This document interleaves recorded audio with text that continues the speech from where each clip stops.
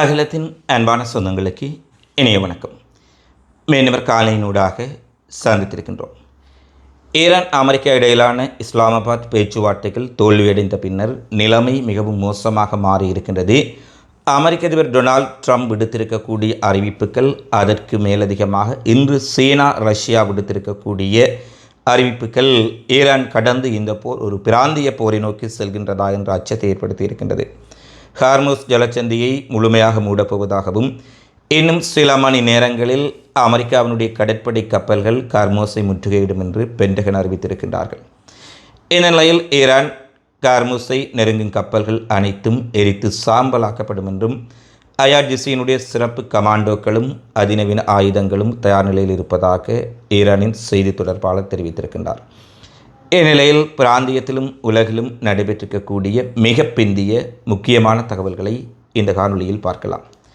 Hormuz ஜலச்சந்தி பகுதியை தங்களுடைய முழுமையான கட்டுப்பாட்டுக்குள் கொண்டு வரப்போவதாகவும் இதனூடாக ஈரானுக்கு சுங்கவரி செலுத்தி செல்லும் அத்தனை கப்பல்களையும் தாம் தகர்ப்பு போவோம் அல்லது கைப்பற்றப் போகின்றோம் என்று ட்ரம்ப் வெளியிட்டிருக்கக்கூடிய அறிவிப்புகள் மிகப்பெரிய அச்சத்தை ஏற்படுத்தி இருக்கின்றது.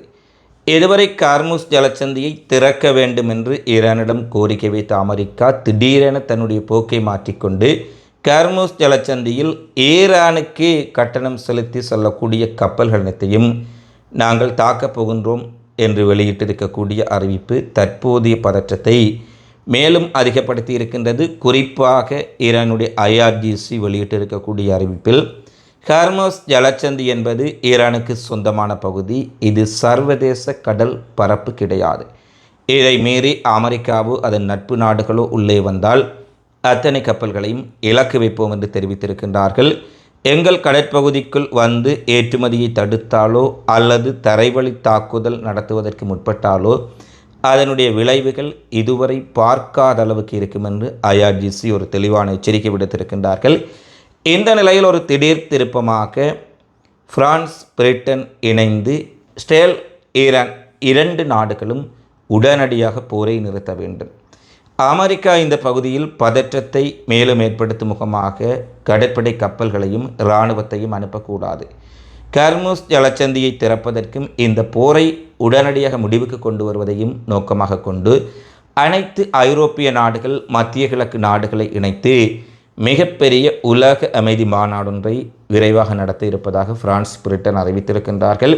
இந்த அறிவிப்பினுடைய முக்கிய நோக்கம் இஸ்ரேலுக்கோ அமெரிக்காவுக்கோ ஈரானுக்கோ ஆதரவில்லாமல் உலக நாடுகள் அனைத்தையும் ஒரு ஒருமித்த கருத்தில் கொண்டு வந்து ஒரு மிகப்பெரிய அழுத்தத்தை இஸ்ரேல், அமெரிக்கா, ஈரான் மூன்று நாடுகளுக்கும் கொடுப்பது என்பது தெளிவாக தெரிகின்றது.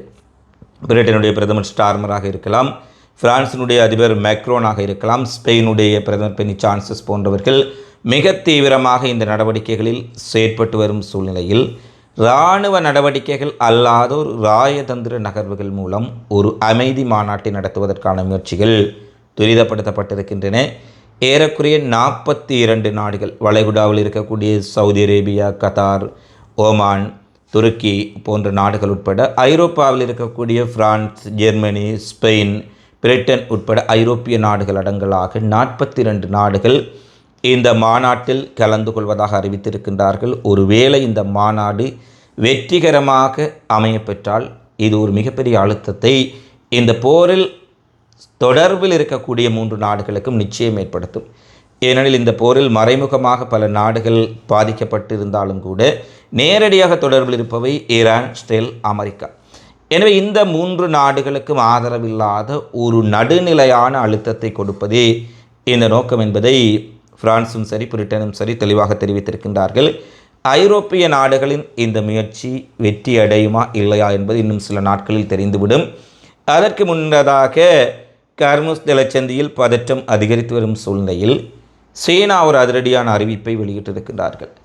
அமெரிக்கா எங்களுடைய சிவப்பு கோடுகளை கடந்து சென்றால் நாங்களும் களத்திற்கு வர வேண்டிய ஒரு சூழ்நிலை ஏற்படும். ஏனெனில் இந்த ஹார்முஸ் ஜலச்சந்தியை முற்றாக மூடும் பொழுது இதில் முக்கியமாக தெரிந்து கொள்ள வேண்டிய விடயம், இந்த பாதையால் செல்லக்கூடிய எண்ணெய் கப்பல்களில் அதிகளவான எண்ணெய் செல்லக்கூடியது சீனாவுக்கு. ஏனெனில் ஈரானின் எண்ணெயை அதிக அளவில் வாங்கக்கூடிய நாடு முதலாவது நாடு சீனா. ஈரானிடமிருந்து பல நாடுகள் எண்ணெயை வாங்கினாலும் கூட, அமெரிக்கா பொருளாதார தடை விதித்தாலும் விதிக்காவிட்டாலும் ஈரானின் எண்ணெய் சீனாவுக்கு மிகப்பெரிய அளவில் சென்று கொண்டிருக்கின்றது. ஆரம்பத்தில் சீனாவினுடைய மிகப்பெரிய எண்ணெய் விற்பனையாளராக வெனிசுலா காணப்பட்டது. இரண்டாம் நிலையில் ஈரான் காணப்பட்டது. வெனிசுலாவை அமெரிக்கா கையகப்படுத்திய பின்னர் சீனாவுக்கு செல்லும் எண்ணெய் மிகப்பெரிய அளவில் குறைந்து விட்டது. எனவே தற்போதைய நிலையில் சீனாவினுடைய மிகப்பெரிய எண்ணெய் சப்ளையர் ஈரான். எனவே ஈரானினுடைய இந்த கார்முஸ் ஜலத்தந்தி அமெரிக்கா முற்றுகையிடுவது அல்லது மூடுவது என்பது அதிக பாதிப்பை சீனாவுக்கு ஏற்படுத்தும் என்பதில் எந்த மாற்று கருத்தும் இல்லை. இது மறைமுகமாக சீனாவுக்கு வைக்கப்பட்ட செக் ஆகவே உலக பாதுகாப்பு ஆய்வாளர்கள் தெரிவிக்கின்றார்கள். ஏனெனில் சீனாவுக்குரிய எண்ணெய் சப்ளையை விநியோகத்தை குறைத்து விட்டால் அல்லது முடக்கிவிட்டால் சீனாவினுடைய எரிசக்தி துறை, தொழில்துறை, தொழிற்சாலைகள் மிகப்பெரிய சிக்கலை சந்திக்கும். எனவே இது ஈரானுக்கு விடுக்கப்பட்ட எச்சரிக்கை என்பதற்கப்பால் சீனாவுக்கு செல்லக்கூடிய பெருந்தொகை எண்ணெயை தடுத்து நிறுத்தி தங்களிடமிருந்து ஏற்கனவே அமெரிக்காவின் எண்ணெயை மன்னிக்க வேண்டும் வெனிசுலாவின் எண்ணெயை அமெரிக்கா பெரிய அளவில் கட்டுப்படுத்தி வைத்திருக்கின்றார்கள். எனவே அந்த எண்ணெயை விற்பனை செய்வதற்கும் சீனாவுக்கு ஒரு நெருக்கடி ஏற்படுத்துவதற்கும் ஆன இந்த காய் நகர்த்தலில் சீனா இன்று வெளியிட்டிருக்கக்கூடிய அறிவிப்புகள் வழக்கமான அறிவிப்புகள் போல கிடையாது. எங்களுடைய சிவப்பு கோடுகள் கடந்து கொண்டிருக்கின்றன. கார்முஸ் ஜலச்சந்தியில் தேவையற்ற அசம்பாவிதங்களை யாரும் ஏற்படுத்தினால் சீனா தன்னுடைய கடற்படையை இதில் பயன்படுத்த வேண்டிய சூழல் ஏற்படும் என்று தெரிவித்திருப்பது, ஈரானுக்கு ஆதரவாக ஒருவேளை சீனாவும் களத்துக்கு வரப்போகின்றார்களா என்ற அச்சத்தையும் ஒரு கேள்வியையும் ஏற்படுத்தி இருக்கின்றது. ஒருவேளை இந்த கார்முஸ் ஜலச்சந்தியை ட்ரம்ப் குறிப்பிட்டபடி, ட்ரம்ப் ஏனெனில் தொடர்ச்சியாக ஒரு நெறி பிறழ்ந்தவராக ஒரு பைத்தியக்காரனுடைய மனநிலையில் தான் இருக்கின்றார். அவருடைய கருத்துக்கள் உலகம் முழுவதும் விமர்சனத்தை ஏற்படுத்தி இருக்கின்றன. இன்று இவருடைய போரை கண்டித்ததற்காக போப் லியோ அவர்களையே மிகவும் தரம் குறைந்த ரீதியில் பேசியிருக்கின்றார். நீ எல்லாம் ஒரு குற்றங்களை ஆதரிக்கக்கூடியவன், நீ எல்லாம் என்னை வழி நடத்துவதா என்றவாறு போப் லியோ அவர்களே தரக்குறைவாக பேசியிருப்பது மட்டுமல்ல, தன்னைத்தானே ஜேசுநாதராக சித்தரித்து ஜேசுநாதருடைய புகைப்படத்தில் ஏஐ மூலம் தன்னுடைய புகைப்படத்தை பொருத்தி நானே கடவுள் என்பதைப் போல ஒரு பைத்தியக்காரனுக்கு பைத்தியம் முற்றிவிட்டால் என்னென்னவெல்லாம் செய்வானோ அவற்றையெல்லாம் உலகம் பார்த்து கொண்டிருக்கின்றது. அமெரிக்காவில் இருக்கக்கூடிய மக்கள், அமெரிக்காவுடைய செனட் சபை, பிரதிநிதிகள் சபை எப்படியான ஒரு பைத்தியக்காரனை வைத்துத்தான் இந்த உலகத்தை அச்சுறுத்தி கொண்டிருக்கின்றார்கள் என்பதும் மேலதிகமாக நாங்கள் உணர வேண்டிய ஒரு விடயமாக இருக்கின்றது. எனவே ட்ரம்பினுடைய நடவடிக்கைகள் போப் லியோவை மிக கடுமையாக கண்டிக்கின்றார். இறைவனைப் போல தன்னை சிருஷ்டிக்கின்றார். போப் லியோ இவருடைய கண்டனத்திற்கு கூறிவிட்டார், ட்ரம்பினுடைய மிரட்டல்களுக்கு நான் ஒருபோதும் அடிபணிய போவதில்லை. என்னுடைய பணி உலகில் அமைதியை ஏற்படுத்துவது, என்னுடைய பணி உலகில் சமாதானத்தை ஏற்படுத்துவது. ட்ரம்ப் எதை கூறினாலும், ட்ரம்ப் என்னை விமர்சித்தாலும் விமர்சனம் செய்யாவிட்டாலும் அவற்றுக்கெல்லாம் நான் அஞ்ச வேண்டிய சூழ்நிலை கிடையாது. என்னுடைய பணியை நான் செவ்வனே செய்வேன் என்று கூறியிருக்கின்றார். இன்று ஈரானினுடைய ஜனாதிபதி மசூத் பெஷாஷ்கியான் அவர்கள் கூட போப்பாண்டவரை அவமதித்த ட்ரம்பின் செயற்பாட்டுக்கு மிகப்பெரிய கண்டனத்தை வெளியிட்டிருக்கின்றார். எந்த மதமாக இருந்தாலும் மதத் தலைவர்களையும் உலக மக்களால் மதிக்கப்படும் நபர்களையும் இழிவுபடுத்துவது ஏற்றுக்கொள்ள முடியாத விடயம். ஒரு பொது வாழ்க்கையில் இருக்கக்கூடிய மத ரீதியாக பல கோடி மக்கள் மதிக்கக்கூடிய போப் லியோ அவர்களை, பாப்பரசரை இவர் எள்ளி நகையாடி இருப்பது இவருடைய அறியாமையும் சிறுபிள்ளைத்தனத்தையும் காட்டுவதாக பெசாஸ்கியன் தெரிவித்திருப்பதுடன், உங்களுடைய சேவைகள் உலகம் முழுவதும் தொடரட்டும், அமைதிக்கான உங்கள் பங்களிப்புக்காக நாங்கள் உங்களை நினைவில் வைத்திருப்போம் என்று பெசாஸ்கியான் போப் லியோவுக்கு ஆதரவை தெரிவிக்கின்றார். பாருங்கள், இதில் வேடிக்கை என்னவென்றால், அமெரிக்கா ஒரு கிறிஸ்தவ நாடு. இவர் தன்னை ஒரு கிறிஸ்தவ தலைவர் என்று சொல்லக்கூடிய ட்ரம்ப் அவரை எள்ளி நகையாடி கேவலப்படுத்துகின்றார், தரம் குறைந்த வார்த்தைகளை பயன்படுத்துகின்றார். ஆனால் இஸ்லாமிய குடியரசு, ஈரான் இஸ்லாமிய குடியரசு போப் லியோவுக்கு ஆதரவாக ஒரு மதத் தலைவரை நிந்தனை செய்வது ஏற்றுக்கொள்ள முடியாது என்று கூறுகின்றார்கள். எனவே இந்த அறிவார்ந்த மக்கள், இதை பார்த்து கொண்டிருக்கக்கூடியவர்கள், யார் உண்மையான அறநெறியின் பால் நடக்கின்றார்கள், யார் உண்மையில் மனித குலத்தின் உடைய மதிப்பார்ந்த விழுமியங்களுக்காக நடக்கின்றார்கள் என்பதை நீங்கள் தராசிட்டு பார்க்கக்கூடிய ஒரு விடயங்களாகவும் இந்த சிறிய விடயங்களில் பார்க்கக்கூடியதாக இருக்கும். எனவே இந்த விவகாரங்கள் சூடுபிடித்திருக்கும் சூழ்நிலையில் இஸ்லாமாபாத்தில் ஈரானுடனான முக்கியம் வாய்ந்த பேச்சுவார்த்தைகள் தோல்வி அடைந்ததன் பின்னர், குறிப்பாக இன்று ரஷ்யா டுடே விடுத்திருக்கக்கூடிய அறிவிப்புகள் ஜேடி வான்ஸ் சென்ற இடமெல்லாம் தோல்விதான் எனவும், அவர் ஒரு துரதிர்ஷ்டவசமான மனிதர் என்றும் ஆதாரங்களுடன் சுட்டிக்காட்டியிருக்கின்றார்கள். எப்படி என்றால், ஹங்கேரியில் நடைபெறக்கூடிய தேர்தலில் விக்டர் ஆர்பனை ஆதரித்து பிரச்சாரம் செய்வதற்காக ஜேடி வான்ஸ் சென்றிருந்தார். அங்கு மிகப்பெரிய தோல்வியை ஆர்பன் சந்தித்திருக்கின்றார்.